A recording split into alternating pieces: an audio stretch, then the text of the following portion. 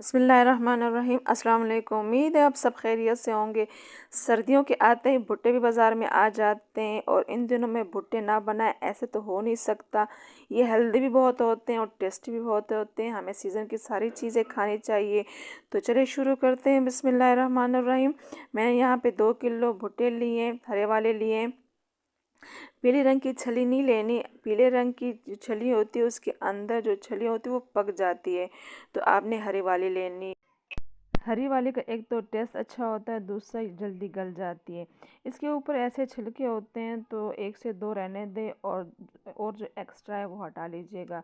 और इसकी जो डंडी है अलग मत करें, क्योंकि जब हम इसको उबाल लेते हैं तो ज़रा बच्चों को पकड़ने में आसानी होती है। हाँ, अगर ज़्यादा एक्स्ट्रा हो तो आप उससे हटा लीजिएगा, क्योंकि फिर वो प्रेशर कुकर में अगर हम बना रहे हो या पतीले में तो उसमें फिर गुंजाइश नहीं होती, तो आप ये एक्स्ट्रा हटा लीजिएगा।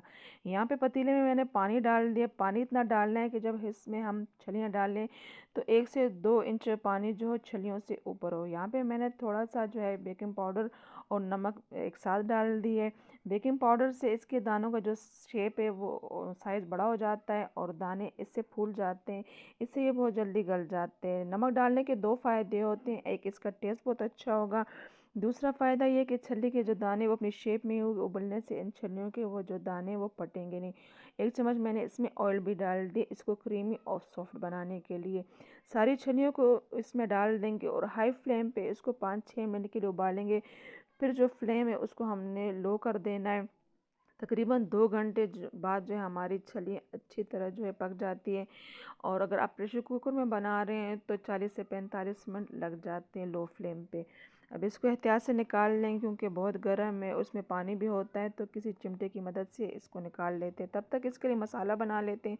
1 चम्मच मैंने चाट मसाला लिए, आधा चम्मच काला नमक लिए, 1 चम्मच पिसी हुई लाल मिर्च ले लिए। नमक मैंने नहीं डाला क्योंकि जो चाट मसाले में उस वैसे भी नमक होता है, तो मैंने नमक और नहीं डाला। अब इसको मिक्स कर लेंगे और नींबू के साथ इसको सर्व करेंगे। तो अल्हम्दुलिल्लाह हमारी छलियाँ भी अच्छी तरह उबल चुकी है और इसके दानों की जो शेप है वो भी बिल्कुल ख़राब नहीं हुई।